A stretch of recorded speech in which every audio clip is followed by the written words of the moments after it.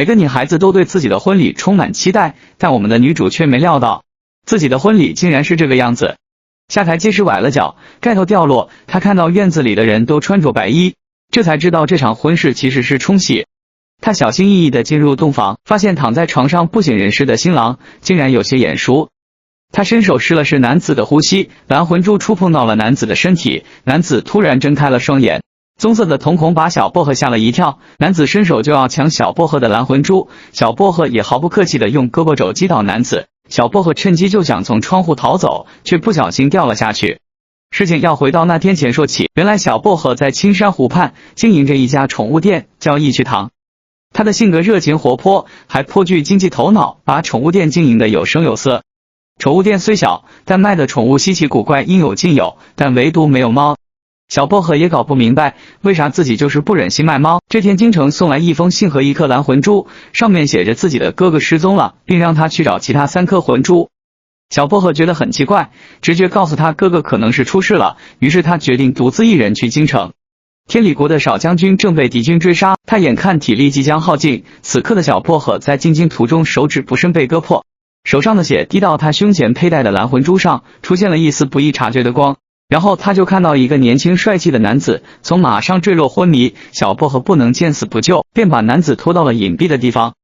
小薄荷思虑再三，决定对他进行人工呼吸。就是这个人工呼吸使蓝魂珠上的蓝光照到年轻男子身上，只不过这时敌军追来，小薄荷没有注意到这诡异的蓝光。就在敌军围攻小薄荷时，年轻男子终于苏醒，3两下就把这些虾兵蟹将解决掉了。小薄荷想趁着他打架时逃走，却怎么也甩不掉他。男子伸手就要夺取蓝魂珠，结果被小薄荷随身携带的宠物四脚蛇给吓晕了。小薄荷这才趁机脱身。此时天理国的将士也找到了昏迷不醒的少将军，可军医却说他恐怕无法苏醒。街上的百姓都为这位少将军哀伤，小薄荷一问才知道那个年轻男子叫阿染，是年纪轻轻就立下汗马功劳的少将军。可他顾不得这些，他还要去京城找徐大人打听哥哥的下落。徐大人告诉小薄荷，他的哥哥进了少将军府赴宴之后便不知所踪，而此时徐大人的女儿正要嫁给昏迷不醒的阿染冲喜，可徐小姐却宁死不肯。再过半个时辰，幕府就要来接人了，这可如何是好啊？下一秒小薄荷却穿上了喜服，迷迷糊糊的醒来，原来是徐院长迷晕了他，让他替自己的女儿出嫁，发现左右两边都有人看着，根本逃不掉，只能先妥协嫁进幕府。洞房内，小薄荷靠近想瞧一瞧这个男子，认出他就是今天在林中救的人。蓝魂珠碰到阿染的身体，让他苏醒了过来，浅黄色的眼珠和棕色的瞳孔把小薄荷吓了一跳，这不是正常人的眼睛，倒像是猫的眼睛。阿染要抢魂珠，小薄荷又拿出四脚蛇架吓唬他，自己则不小心从窗户摔下，还好并无大碍。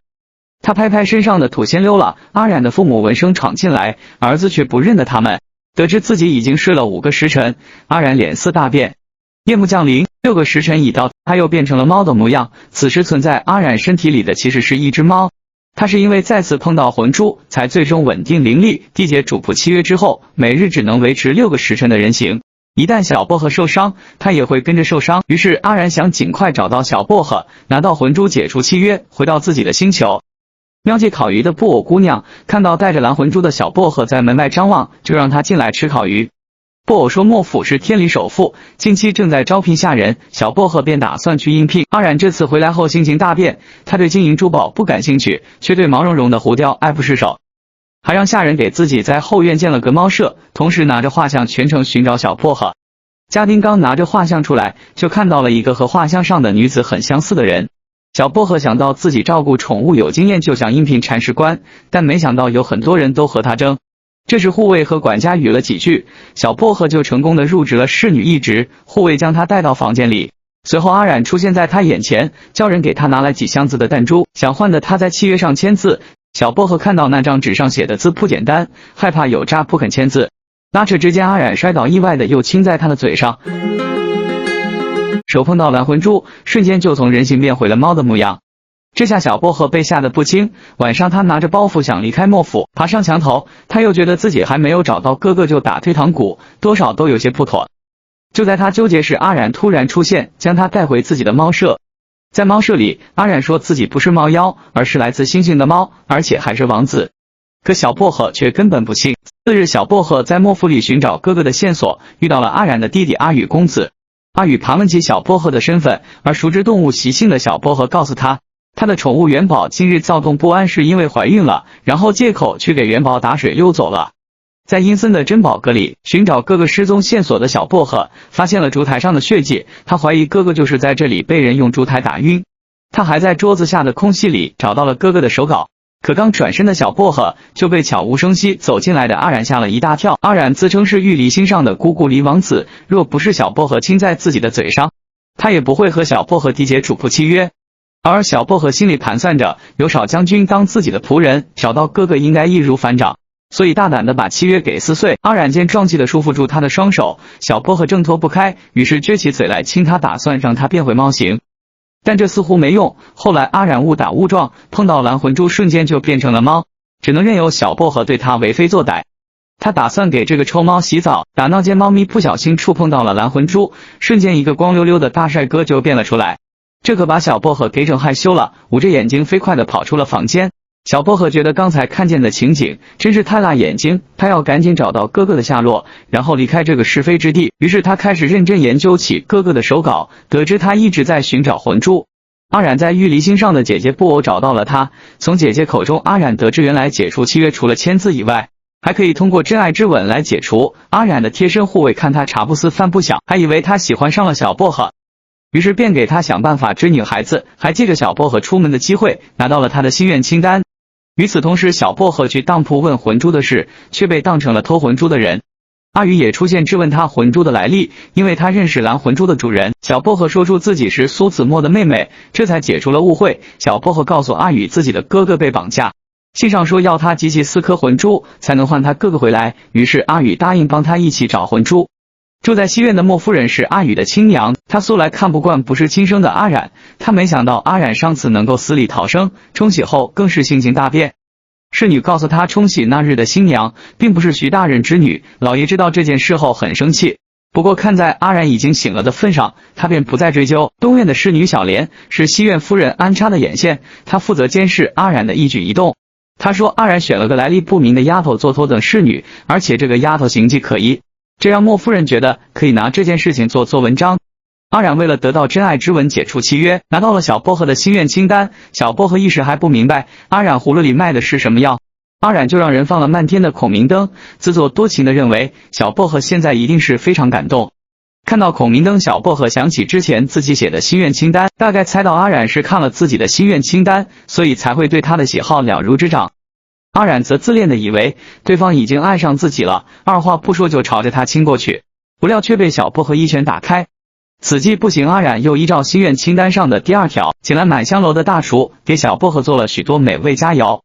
这次小薄荷吃得很开心。接着是第3个愿望是划船，看得出来阿染很怕水，但他还是硬着头皮答应小薄荷去划船。在船上，小薄荷说起了自己的哥哥，这个他唯一的亲人。他之所以来京城，也是为了寻找哥哥的下落。阿染心里很同情他。这时护卫来到河边，为了帮助主人尽快抱的美人归，还放起了5颜6色的烟花。就在阿染以为时机成熟，想再次亲吻小薄荷时，却被小薄荷用几片猫薄荷就成功的堵上了嘴。事后阿染还是很纳闷，明明每一步都是对的，为什么小薄荷没有爱上他呢？这天小薄荷又分析起哥哥的手稿，他猜测对方是故意将蓝魂珠留下，让阿染帮着他一起寻找其他魂珠的下落。护卫给阿染出主意，要带他去青楼，好让他快速了解女人的心思，掌握男女相处的诀窍。到了那里，护卫问出了一个大胆的问题，在你们看来什么样的男子才能让你们情不自禁的爱上？大家纷纷给他献计献策。最后一个女人说了酒，阿染就立刻提着1壶酒去了小薄荷的房间。可谁知小薄荷竟然是十里八乡著名的千杯不倒，于是爽快的和他喝了起来，结果可想而知，阿染不胜酒力几杯之后就倒了。而另一边的侍女向玉夫人报告说，阿染不仅去了青楼，而且喝得酩酊大醉，晃晃悠悠的进了侍女的房间。玉夫人终于逮到机会，带着一群人浩浩荡荡的朝东院走去。可阿染不是凡人，他有着过人听力的男人，远远就听到了玉夫人前来的脚步声。小薄荷担心自己名节不保，于是哀求阿染赶紧藏起来。阿染借机要小薄荷答应给他一个真爱之吻才肯照做。小薄荷假意答应下来，玉夫人派人在房间里搜了一圈，只在衣柜里看到了一只猫，根本没看到阿染的影子，于是悻悻而归。这件事结束后，阿染开心的回猫舍收拾东西，准备明天等小薄荷兑现承诺解除契约，这样他就可以离开天理回到玉立星了。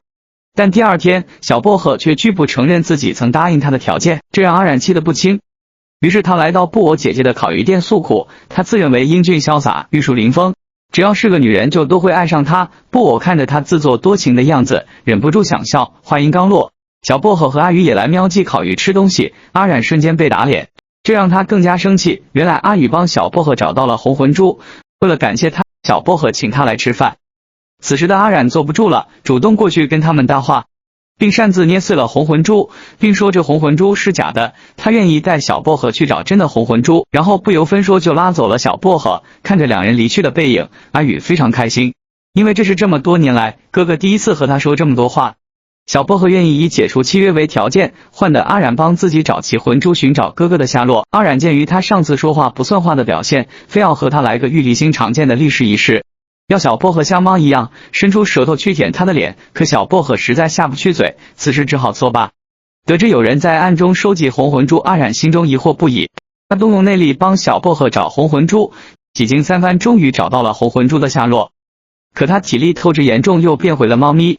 而这一幕刚好被送水果进来的护卫洛风目睹，他误以为阿染是妖怪，被吓得慌忙逃走了。洛风误以为真正的阿染是被猫妖杀死的，于是想要刺杀阿染。无奈之下，阿染只好将事情的真相告诉他。两个人去古玩店寻找红魂珠，却得知红魂珠已经被玉夫人抢先一步拿买走。老板还说，不久前有一位姓苏的书生也来找过红魂珠。小薄荷知道那书生一定是自己的哥哥，阿染向他保证，自己一定会从玉夫人手中拿回红魂珠。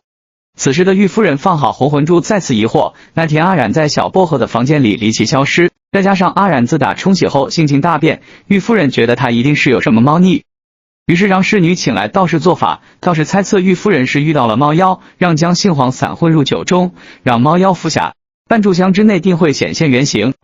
这日皇帝邀请落日城的公主与王子进京商谈和谈之事，让莫府负责接待。可这公主久闻阿染大名，一直想和他切磋武功，所以刚一进门就和阿染打了一架。虽然公主不是他的对手，可以输得心服口服。期间玉夫人希望自己的儿子阿宇能得到公主的青睐，于是谄媚的向公主送上红魂珠。不料公主左看右看都看不到珠中的锦鲤，所以误以为这是赝品。阿染拿过珠子仔细端详，确认不是赝品，只不过其中的锦鲤和他一样逃走了。公主这才收下了珠子。宴会上，阿染喝了一杯酒后突觉身体不适，他意识到是定是玉夫人动了手脚，立刻让小薄荷带自己回房。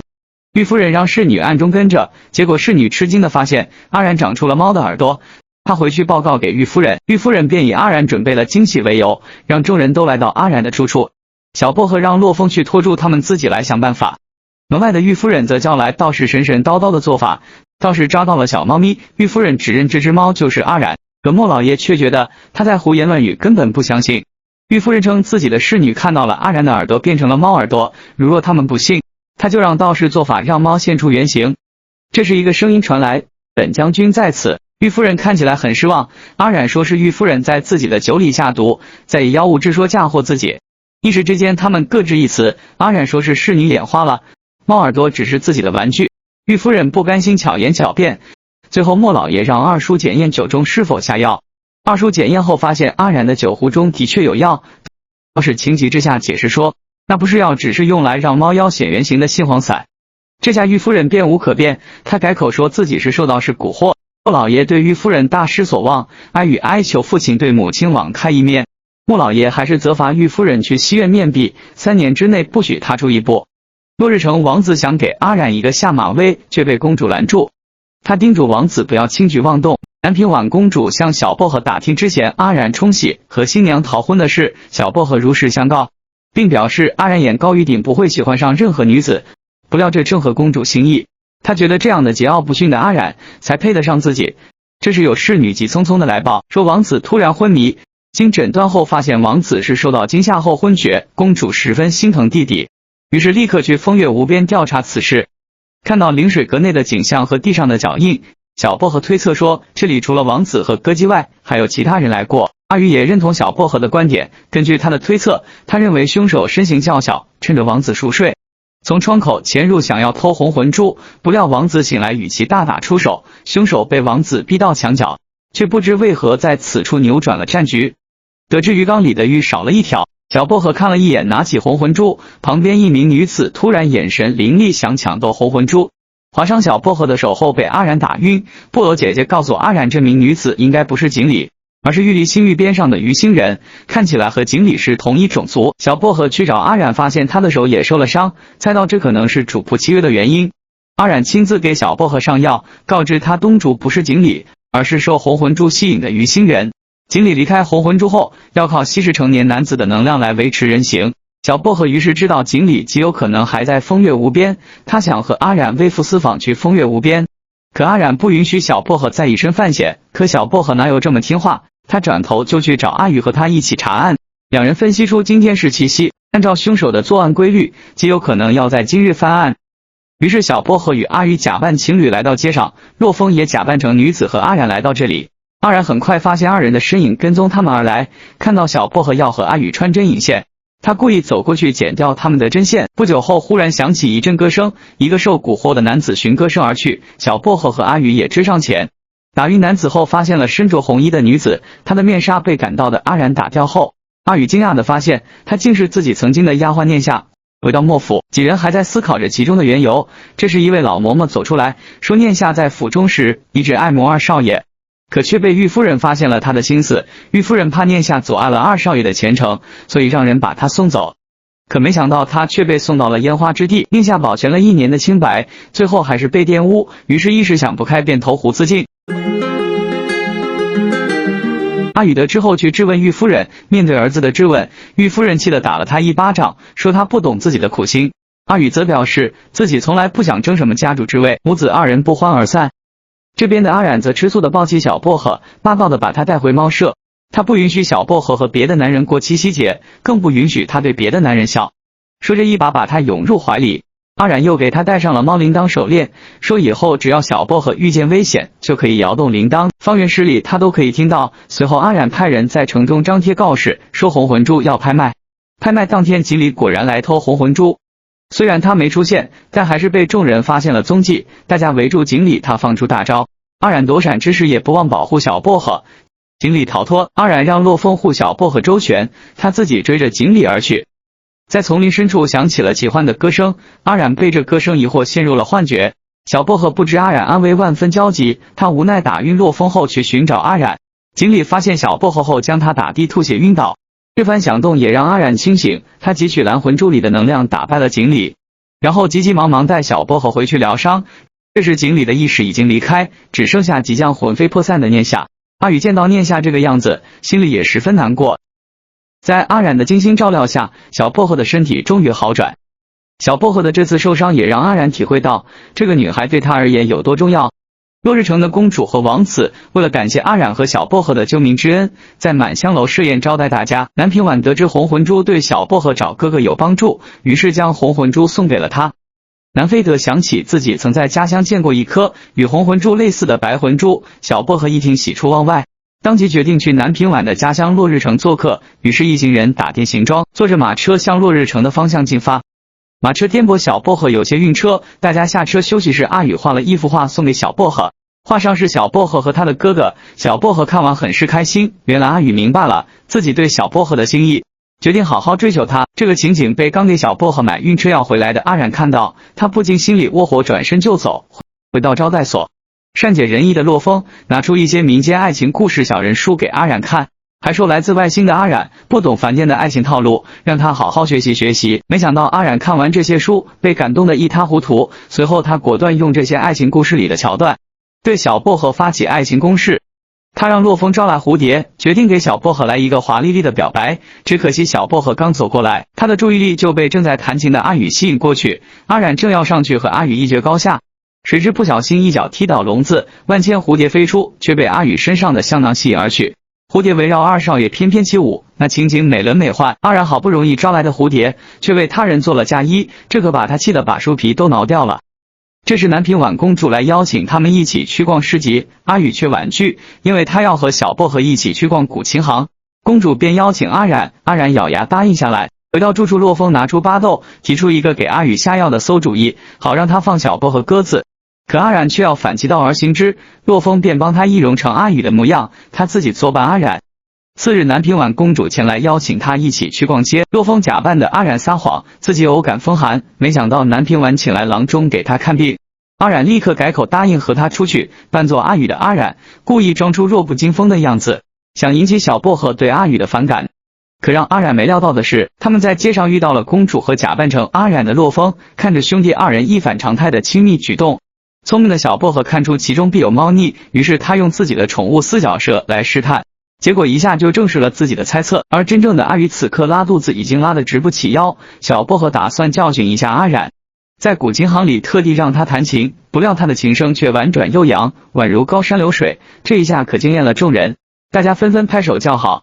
这让阿染心里非常得意，四人刚从琴行出来，就有几个阿宇的脑残粉围了上来，这个说想他，那个说爱他，一时之间营造出了很抢手的假象，这让阿染非常得意。小薄荷则趁机说阿宇招蜂引蝶，有辱家风，让阿染马上教训他。可洛风哪里敢打大少爷，但又不得不做戏做全套，只好往阿染脸上狠狠地打了一拳，这让小薄荷看得开心不已。晚上，小薄荷回到房间，他惊诧地发现阿染摆了满屋子瘆人的白菊花，又在他面前跳妖娆诡异的舞蹈，还说这是玉帝星独有的求爱物。南非德告诉南平婉，阿染和阿宇这几天行为怪异，看来是都喜欢上了小薄荷。南平婉不可置信，南非德便说自己昨天看到阿染买了一屋子的花送给小薄荷，这让暗恋少将军的公主心里很不是滋味。这天阿宇找到了小薄荷，说他的猫可能是到了发情期，还自作主张的给他找了小伙伴，并提出帮小薄荷调教他2天，届时一定会还一只温顺乖巧的猫给他。小薄荷正有教训阿染的想法，便把猫交给了阿宇。不多时，洛风突然跑进来，他告诉小薄荷，公主和二少爷带着少将军出府，还说要把他给阉了。小薄荷闻言大吃一惊，赶忙和洛风一起跑了出去。原来阿宇带着阿染变成的猫咪去和小母猫配种，没想到他居然抓伤小母猫，还吓走了它。这时公主给阿宇出了个狠招，教唆他带着猫咪去做绝育，阿宇竟然同意了。在手术台上，阿染的魂都快吓飞了，再也没有了平时嚣张跋扈的气焰，还好小薄荷及时赶到，千钧一发之际，终于在手术刀下救下了少将军。阿染独自坐在屋顶生闷气，小薄荷费了9牛2虎之力爬上屋顶给他道歉，还送给他一个自己亲手缝制的薄荷味香囊。阿染不要小薄荷，只好耐心哄他。看到阿染总是针对阿宇，小薄荷以为两人之间有什么误会，便劝他们好好谈一谈。谁知阿染情急之下竟说出那句我喜欢你，小薄荷一下愣住。这时气氛组洛风放出蝴蝶助少将军一臂之力，阿染带着小薄荷坐上秋千，四目相对，气氛暧昧。可谁知这一幕却被公主看在眼里，公主认定是小薄荷设计勾引的少将军，要不然眼高于顶的少将军怎么可能会喜欢上一个丫鬟。这边阿染慢慢凑上小薄荷的脸，可这时阿宇走了过来，小薄荷看到他急忙尴尬的一溜烟跑掉了。兄弟二人相约去喝酒，席间阿宇表示自己是一定不会放弃小薄荷的，喝到一半公主也来凑热闹，他也表示只要是自己想要的东西就一定能得到。最终除了小薄荷以外，其他3人都喝醉了。小薄荷带着阿染回到房间，俗话说酒后吐真言，堂堂的玉立星王子也不例外，他再次真挚地向小薄荷表达了自己的爱意，小薄荷一时不知该作何回应。就在这时，外面响起了敲门声，阿染打开房门，门外的埋伏的刺客趁机对阿染发起了攻势。小薄荷听到声响出门查看，不料却被刺客袭击，关键时刻阿染飞身赶来，挡在了小薄荷的身前，被刺客刺了一刀。洛风带着守卫赶来，帮刺客就逃之夭夭了。小薄荷替他包扎伤口，阿染抱住他，又慢慢靠近小薄荷的脸。这时洛风进来，小薄荷瞬间清醒，他朝阿染的脸打了一拳。次日大家聚在一起讨论昨天的事，冉觉得很不对劲，这帮刺客似乎感觉不到疼痛，就像是被人操控的傀儡。据他所知，天狗有一项特殊技能，就是傀儡术。南非德猜测这天狗有可能和锦鲤一样是逃出来的。阿染一行人终于进入落日城，呼延浩将军前来迎接。南平婉和南非德吐槽，他跟个狗皮膏药似的，成天黏着南平婉。在落日城，城主为阿染一行人的接风宴上，城主绝口不谈国事。南非德提出白魂珠一事，他却面露难色，因为白魂珠是他给女儿南平婉准备的嫁妆清单内的物品。此外，城主还为南平婉准备了选婿大赛，邀请阿染和阿宇前来参加。阿染当着小薄荷的面答应了城主，这让小薄荷很是意外。昨天才跟我告白，今天就去当人驸马爷，男人的嘴骗人的鬼。小薄荷正在生着闷气，正巧阿宇来找他，阿宇表示一定要帮小薄荷拿回白魂珠。小薄荷一听感动不已。选秀大赛开始，第一关是才艺展示，是以成双成对为主题进行刺绣，每位选手有1天的准备时间，明天开始评比。城主拿出了嫁妆和白魂珠，白魂珠中果然没有天狗的纹路。阿染对于小薄荷擅自和阿宇组队很生气。洛风得知小薄荷请了全落日城最好的绣娘给阿宇开小灶补课，阿染听说也想过去凑热闹。洛风和阿染来到绣春房，绣娘亲自给他们教学，没想到2个大男人竟然绣工高超，一个比一个绣得好。随后绣娘以去给他们拿镇店之宝为借口悄悄离开，但实际上是往针上放了百草枯的剧毒，结果他不小心把自己给毒死了。阿染觉查出不对，让洛风拿针去检查，果然不出他所料，象牙针上有剧毒。洛风还调查出是一个戴着面具的人，只是绣娘下毒。他猜测这面具人和客栈行刺之人应该是同一个，这幕后主使极有可能是天狗。次日在比赛中，阿宇和阿染的绣品不相上下，但城主夫人喜欢阿宇，城主又很怕老婆，所以阿宇当选了本轮冠军。阿染输了比赛，还得不到小薄荷的理解，心里又郁闷又伤心。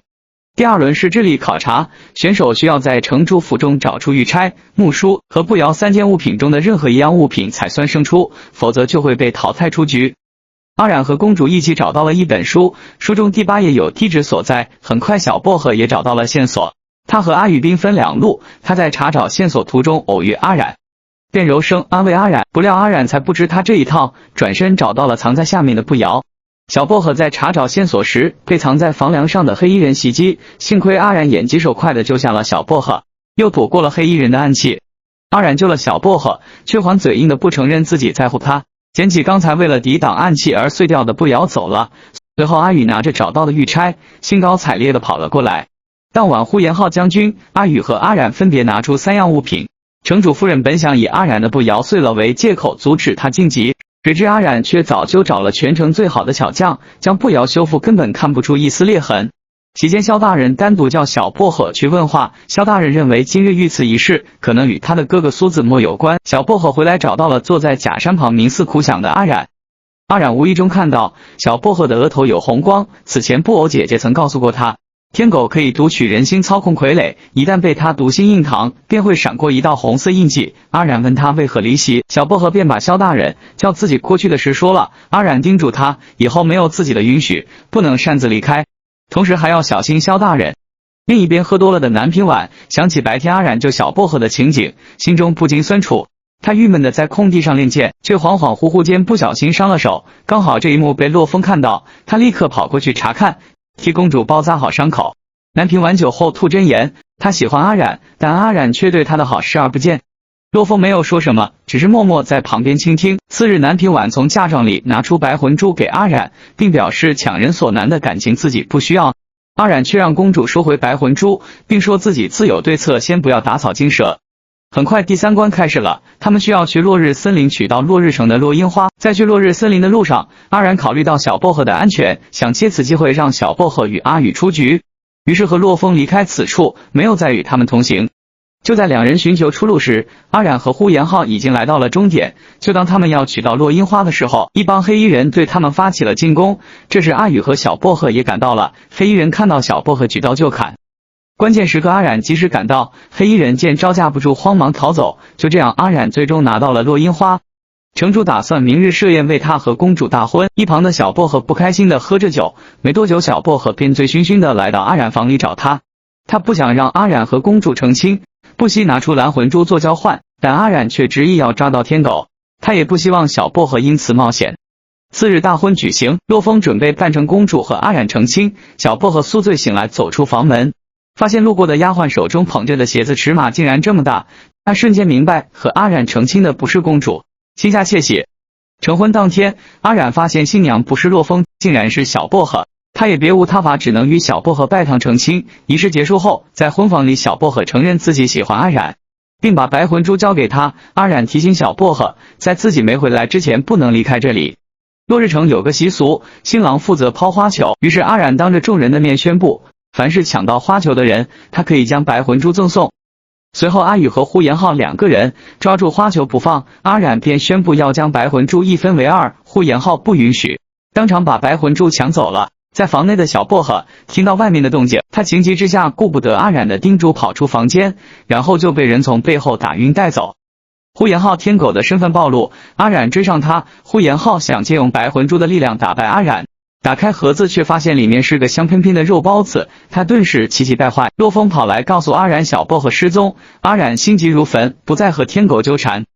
小薄荷从昏迷中醒来，发现自己被绑了起来。令他更惊讶的是，旁边面无表情的黑衣人竟是他失踪许久的哥哥苏子墨，他显然是成为了天狗的傀儡，对小薄荷的呼唤没有任何回应。呼延浩抢下小薄荷脖子上的蓝魂珠，却被烫伤。身为人类的苏子默木然地把蓝魂珠捡起放进香囊中，众人没想到呼延浩埋藏得这么深，声称就算把落日城翻个底朝天也要揪出他。天狗派人来传信，要求阿冉带着红魂珠和白魂珠去与他交换小薄荷。商量对策时，阿宇想到了那帮黑衣傀儡，惧怕落樱草。当晚阿冉拿着红魂珠和白魂珠去交换，同时让洛风撒出了樱草粉末，包括苏子墨在内的傀儡都恢复了意识。阿冉追天狗而去，却不料今天是月食之夜，天狗的功力大增，在打斗中阿冉重伤吐血。小薄荷抱着昏迷不醒的莫修冉，失声痛哭着，眼泪滴在了蓝魂珠上。奇迹出现了，蓝魂珠里的灵力使阿冉苏醒，劫后余生的两人深情拥抱在一起。之后阿冉拿着白魂珠回到打斗场地，他此时已功力大增，很快就收复了天狗呼延浩。天理国和落日城终于恢复了平静，小薄荷将幸运四角蛇送给了哥哥，以此庆祝俩人重逢。为了感谢阿冉帮落日城铲除大患，城主将白魂珠送给了他。得知洛风受了重伤，南平婉急忙跑去找他，帮他处理伤口。看着照顾自己的南平婉，洛风很是感动，想要亲吻他，但又害怕南平婉拒绝。察觉到洛风心里所想，南平婉主动拉住了他的手。小薄荷和阿冉终于有时间看落日城美丽的落日了，可阿冉却不合时宜的提出解除契约要回玉离星去。小薄荷决心要跟他一起回去，却被莫修冉拒绝了。随后莫修冉对着小薄荷深情一吻，两人从一个吻开始了契约，现在在亲吻中也解除了契约，也许这就是因果循环吧。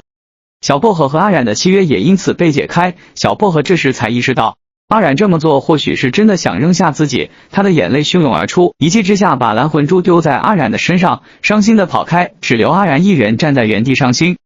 原来昨天猫狗大战时，天狗告诉他熟狐并没有死，而熟狐正是当年杀害莫修冉母亲的人。如果小薄荷继续和他在一起会有很大的危险，所以莫修冉只能狠心把小薄荷赶走，等自己解决了熟狐才能安心和小薄荷在一起。两个相爱的人在岔路口就此分别，载着小薄荷的马车驶向这条路，阿冉则骑马回天理。小薄荷和哥哥回到金山镇，他偶尔会拿着阿冉送给自己的铃铛，回忆起那些恍若隔世的美好时光。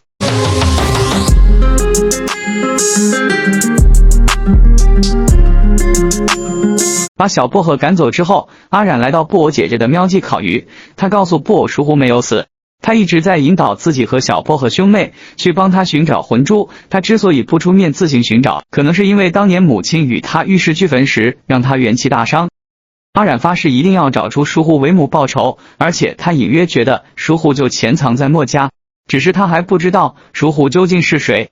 布偶告诉他熟狐身上有一种气味，一般人无法察觉，但狗可以察觉出这种味道。回到墨家后，阿冉就让洛风去借来一条叫招财的狗。招财在洛风的带领下把墨府转了个遍，招财对谁都很喜欢，任由人抱他摸他，这让阿冉有点无从下手。他觉得可能是要找齐魂珠才能引出熟狐。这天小薄荷得知阿冉没有回玉离星，他耐不住心中的思念，便决定以去找阿冉，以拿回魂珠为由和哥哥一起回京城找他。而阿冉却在满香楼遇到了幼年时曾救过自己的子悠。子悠想要留在阿冉的身边，而小薄荷这边已经到了莫府，小薄荷在门口被拦住，下人死活不让他进去。洛风看到小薄荷跑回去，将这件事告诉阿冉，阿冉撇下子悠，二话不说跑到门口，接住险些摔倒的小薄荷，四目相对，本应深情款款。不料阿冉想到自己的使命，又迅速把小薄荷丢开，说是东院已经有人服侍他，自己不再需要小薄荷了。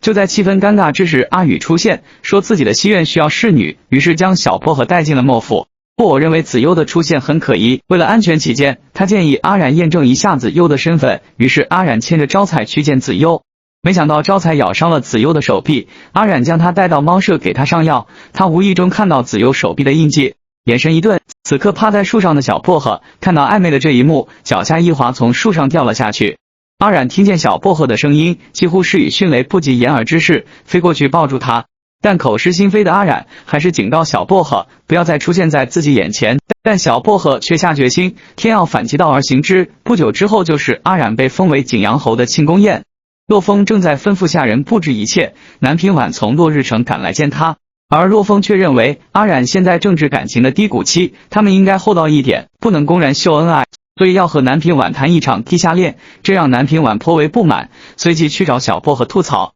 小薄荷将自己和阿染的事说给他听，南平晚给他出主意，要他投其所好，从子悠的手中抢回阿染。小薄荷想来想去，最后决定去喵记烤鱼，亲自为阿染做他最爱的烤鱼。没想到阿染却带着子悠一起过来，而且子悠还茶里茶气的表示小薄荷做的菜不合他的胃口。小薄荷忍无可忍，拿着刀出来，阿染故意对他没有好脸色，两人闹得不欢而散。小薄荷等人得知聚宝斋要拍卖还魂珠，南平晚和布偶联手给小薄荷化妆做美容，想让他来个麻雀变凤凰。在拍卖会上压过子悠的风头，拍卖会上阿染带着子悠出现，第一件拍品就被阿染高价拍下，而且他还把布摇在众目睽睽之下戴在了子悠头上。小薄荷气得要命，可也只能先忍着。之后拍卖的是还魂珠，阿染和阿宇先后出了高价。这时洛风进来对阿染阿宇了几句，阿染就走了，还魂珠便被阿宇拍到。原来阿染驱荐的人是小薄荷的哥哥苏子墨，他追问苏子墨为何千方百计让小薄荷去找魂珠。苏子墨坦然说出理由，并毫不畏惧地接过洛风手上的招财，招财却没有任何反应。阿染开始怀疑自己的判断有误。阿宇将还魂珠送给小薄荷，并向他表白心迹，说自己见他第一面就喜欢上了他。小薄荷婉拒了阿宇，理由是自己的心里除了阿染再也容不下其他人。阿宇无奈只能坦然接受。为了让小薄荷在庆功宴上大放光彩扳回一局，南平晚将阿宇请来教他弹琴。凭借儿时的记忆，小薄荷弹出了一支旋律优美的曲子。庆功宴上，先是洛风为众人舞剑，随后是子悠闪亮登场，他翩翩起舞，看得大家目瞪口呆。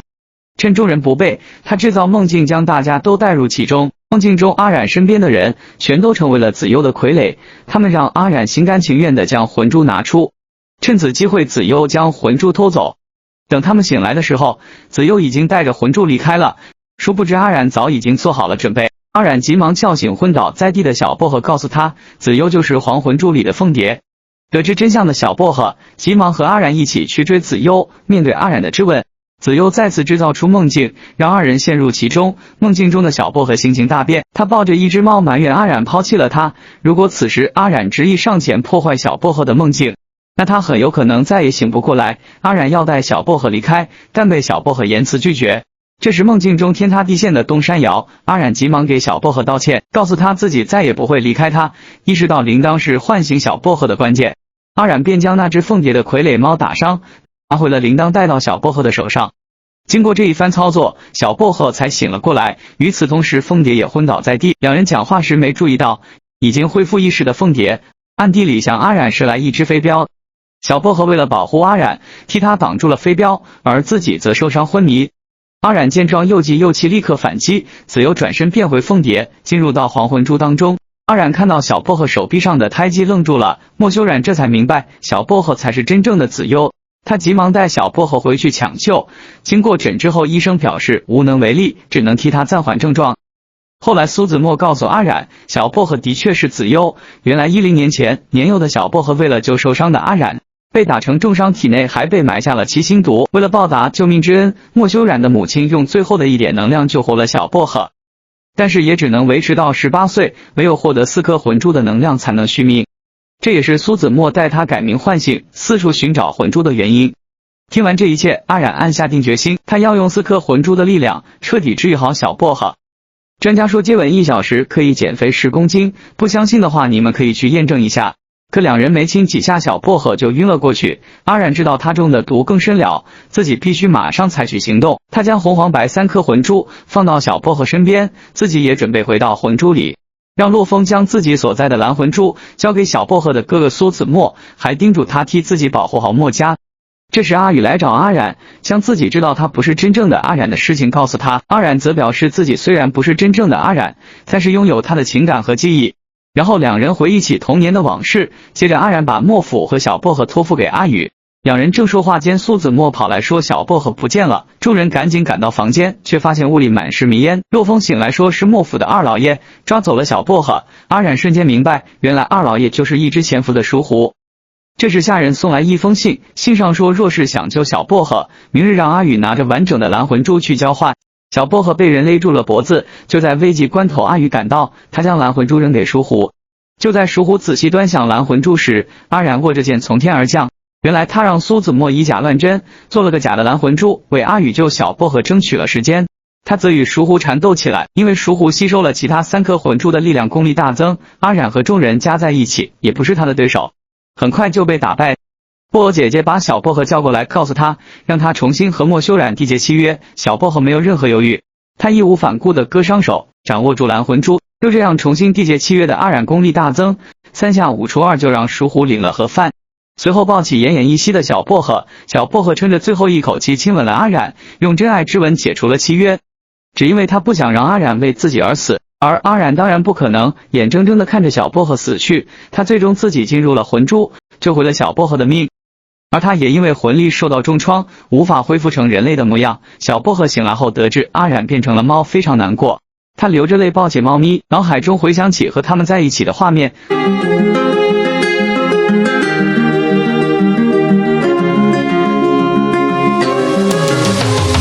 后来他带着猫咪回到青山湖，每天悉心照顾着它。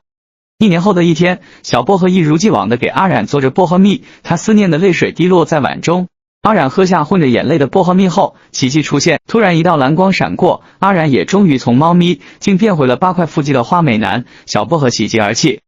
结局很美好。他们坐在高处，阿染给他讲着玉立星的故事，随后阿染掏出一纸婚书，小薄荷幸福地挂在莫修染身上。